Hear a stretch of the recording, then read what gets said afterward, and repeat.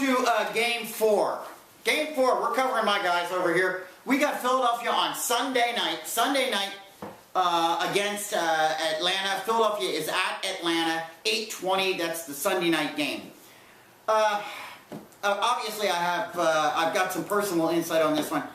Philadelphia's favored by 2.5, and I've been listening to a lot of different analysts and what have you saying to me, well, Eagles. That's an Eagles line. They're going to win this game. Mike Vick had an incredibly mediocre game wearing number 7. He was 14 of 32, a 44% completion rate. All right? As a quarterback, that is strictly mediocre. Now, had Mike Vick been wearing 32, he had a fabulous game. He racked up 97 rushing yards. But Mike Vick should not be a rusher. Now, the one thing I will point out about this game, unlike a lot of the others, I will say this. The Eagles' offense was mixed up. We had some rushing going on there, all right? You had LaShawn McCoy picking up quite a few yards, 122 yards on 15 carries. Jackson had 6 receptions for 102 yards. So the offense was nicely mixed up, all right? It's not like some of the other games where we saw that it was leaning very, very heavily towards a passing game. The Eagles had a nice mix in their offensive scheme, but Mike Vick is my biggest concern. On the other side, Matty Ice, I think, had a very mediocre game as well. He had no touchdowns at all. He had 1 interception, a whopping total of 5 sacks against him. So this is another one of those games that is, in my opinion, I'm not quite sure where we're going.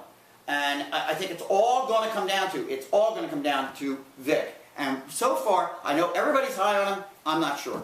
My biggest concern is Vick is going to get hurt, and he's going to go out. And what we're seeing from these numbers from last week, he's only setting himself up. Where are we going? Well, what do you think? I'm sorry, I'm on the Vick bandwagon. As big a Rams fan as I am, Vick's my boy. I like Vick. I like Vick in Philadelphia.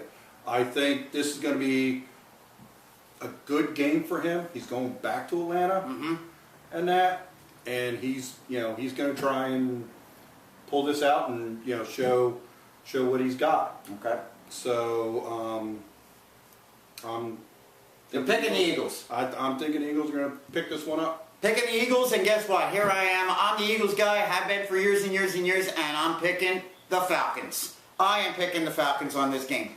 I frankly think that the Eagles are not going to, 2 games in a row. Atlanta's going to come in here. It's a must-win situation for them, and I really don't like what I saw from the Eagles, particularly from the Eagles quarterback last week. And if we're going to do that kind of thing again, I don't know if this is going to be successful.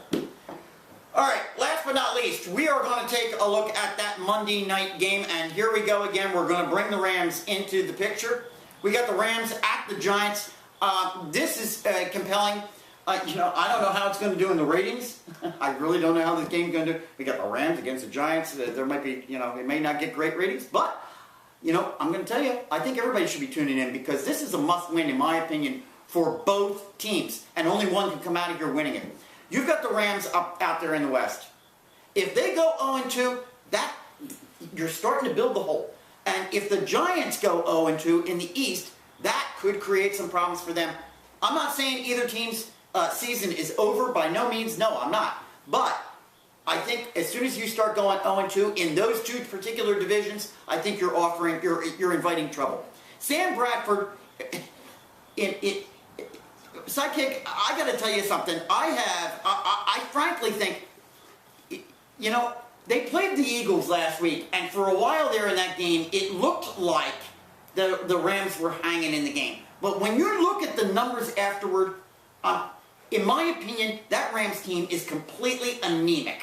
All right? Bradford, 17 for 30, 57%, 188 yards, no touchdowns, 5 sacks. They were 2 for 12 in third down conversions. All right? I do not, despite the fact I don't think Eli Manning was much better. Eli Manning, 56% completion rate, no touchdowns, 1 interception and 4 sacks, and they were 1 for 10 in third down conversions themselves. I think both teams are equally anemic, but I'm going to tell you right now, I think the Rams are even worse. I think the Giants win this. The spread on this is 6 in favor of the Giants, and I'm picking the Giants with two teams that, in my opinion, I think have to get a heck of a lot better before the season is over if they're going to have anything to do with their division. Go. Right. Well, I think, the Rams showed a spark of brilliance when, straight out the gate, Steven Jackson, touchdown. Second play, gets, I think, 7 yards, out for the rest of the game. And after that, it just became one disappointment after another disappointment. Amendola goes out, dislocated elbow. Right. Bradford, finger. Bartell went out. He fractured his neck. He's out. Bradford's okay. He's going to be playing. So yes, we know that. Bradford's in this week. Right. Jackson's out. Right. Ayu's out. Amendola's out. Right. Amendola went on record as saying he wants to play this game. The Giants have got their share of injuries as well. We know that. Yes. So this is one of those games, again, where I say I think it's actually pretty close, but I think it's actually pretty close against two teams that, in my opinion, at this particular time, early on in the season, I have to describe as being somewhat anemic. Now, that's not to say that they can't come back and that they're not going to be forces in their individual divisions. I don't see the Rams being able to overcome the Giants. I think Eli will probably step up and will have a better game than he did here, and that's going to be the difference. Where do you think it's going to come down as far as where you're picking it? I'm going Rams. You my boys. I knew that. Fire up the Cadillac, baby. Fire up the Cadillac. All right? All right, well, there you go. There's our 5 most important games that we think are going to influence things. Let us know what you think. You got to keep following us on Facebook. Go out, look for the Frat House Eagleville, and hit like. All right, and keep following us. Hopefully, we get that extension again for next week. We'll be back here for week 3. All right, listen to me. Keep it real, keep it live, keep it going, and keep us going. Thank you very much.